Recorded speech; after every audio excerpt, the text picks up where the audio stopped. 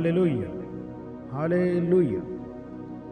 यूहन्ना रचित सुसमाचार उसका 10 अध्याय 20-21 वचन में प्रभु का वचन कहता है, उनमें से बहुत से कहने लगे, उसमें दुष्ट आत्मा है और वह पागल है, उसकी क्यों सुनते हो?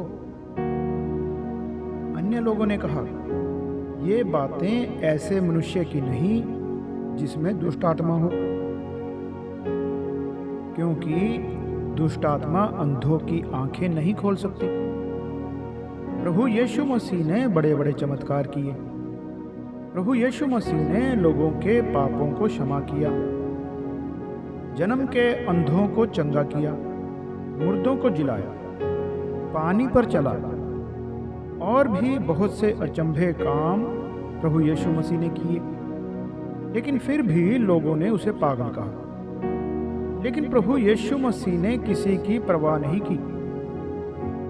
हर कोई चाहता है लोग हमें अच्छा कहें। बहुत से लोग छुप छुप कर प्रभु को मानते हैं। वो इसलिए कि लोग हमारे बारे में क्या कहेंगे, कि तुमने पैसे लेकर धर्म बदल लिया, तुम ईसाई बन गए। उस समय भी जो कोई यीशु को प्रभु मानता था, उसे चर्च से निकाल दिया जाता था।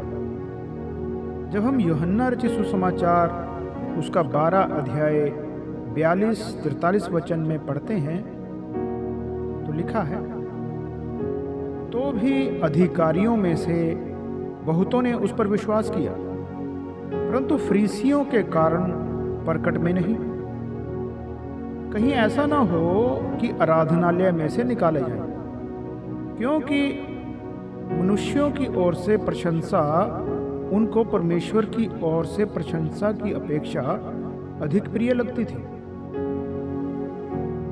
यीशु मसीह पर विश्वास करने के कारण हमें भी लोग पागल कहेंगे, क्योंकि लोगों ने हमारे प्रभु को पागल कहा, इसलिए हमें भी पागल कहेंगे। हमारे प्रभु यीशु मसीह ने कोई परवाह नहीं की, हमें भी लोगों की कोई परवाह नहीं करनी चाहिए। यीशु को पागल कहने वाले सब मर मिट गए, लेकिन प्रभु यीशु मसीह आज भी जिंदा है और सारी दुनिया पर राज्य कर रहा है। संसार में सबसे ज्यादा लोगों की जनसंख्या प्रभु यीशु मसीह को मानती है। प्रेरितों के काम 28 अध्याय उसके 24 वचन में जब हम पढ़ते हैं तो लिखा है, जब वह इस रीति से उत्तर दे रहा था तो फेस्तुस ने ऊंचे शब्द से कहा, हे पौलुस, तू पागल है, बहुत विद्या ने तुझे पागल कर दिया है। पौलुस ने भी लोगों की परवाह नहीं की, वह अपना काम करता ही रहा। नए नियम की 14 किताबें पौलुस ने लिख डाली, जिसे सारा संसार पढ़ता है और आशीष पाता है। यीशु मसीह के बाद सबसे ज्यादा पौलुस का ही नाम लिया जाता है। लोगों के द्वारा पागल कहा गया पौलुस समझदार निकला और उसको पागल कहने वाले समझदार लोग पागल निकले। अगर आज आपको लोग पागल कहें तो परवाह ना करें, ना बुरा माने। इस संसार में से चले जाने के बाद पता चलेगा कि पागल कौन है और अक्लमंद कौन है।